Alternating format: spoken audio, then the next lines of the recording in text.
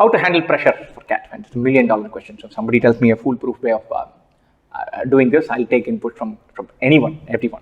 And so this is tough. And the most important thing in handling pressure is to kind of accept that it is there. It's like one of those shared feelings. If you understand that everyone who's taking this exam seriously faces pressure, that in itself is slightly relaxing. Don't ask me why. It's one of those shared moments of misery. I think the film Three Idiots captures it brilliantly. So these guys go and see the mark sheet. They're worried that their friend is flunked. They feel bad. And then they go and see the sheet again, it's right at the top, and they feel worse. And so it always, misery loves company. So if you're feeling pressure, you tell yourself, look, so many guys here who are as anxious or as tense as I am. Good, nice. So I'm relaxed. It's all right. This is how it is supposed to be. And so that is one thing. How do you plan in a medium term? So don't burn your bridges. Don't amp up the pressure. Don't say everything counts. Everything depends on this date. Consciously try to have a plan B and a plan C. Or I would say go to the extent of saying CAT should be your plan B or plan C. You should say, look, I'm going to do great in my career. I'm going to go places. I'm going to be an entrepreneur. That's what you want to be. I want to be a businessman, manager, everything. And hey, if CAT also, I strike gold here, I'll do the MBA thing also. So that's how you should be attitudinally. That's how you should prepare for this exam. That's what you've signed up for.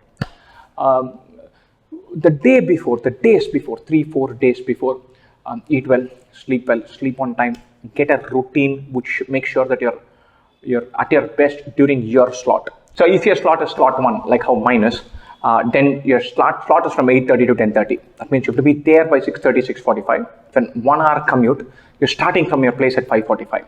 That means you got to condition yourself to be up and about by 4:45, 5 every day, at least then run up to the exam. If you're a night owl and you suddenly get surprised by slot 1, that's the silliest thing to do. You've got a 1 month window. Now is the time to make sure that these things are in place. You should make sure you have a wonderful sleep schedule. You can't watch movies late in the night. You can't do a sitcom binge watch. You can't do a Game of Thrones thing or a Minecraft thing. You can't do all that. In the run up, you need to do something that relaxes you.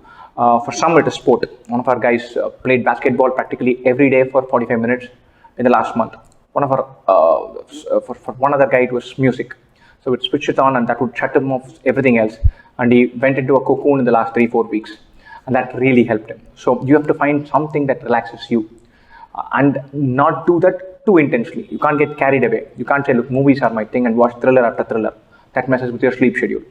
You must eat well, sleep well, drink plenty of water, synchronize your schedule to this thing. So these are all important things to make sure you're physically amped up for that. And final thing, these are simple ways of switching off kind of conning your mind, if I can say that.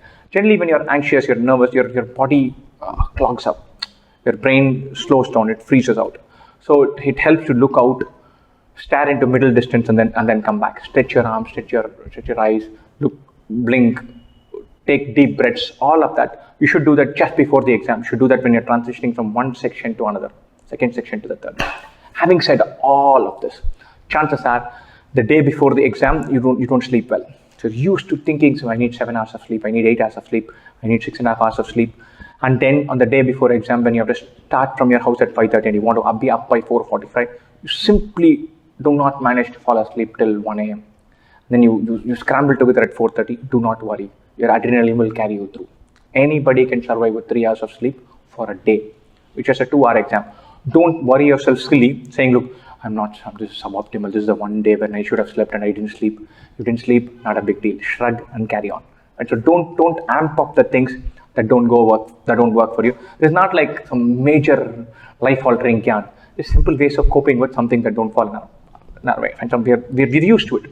Several times when in our country, things don't go exactly to script. You plan everything and go and there's a big traffic jam. We grin and bear it and then find another mechanism. So we're used to that. Make sure that you use that in the final lap of preparation for this exam as well. Best wishes.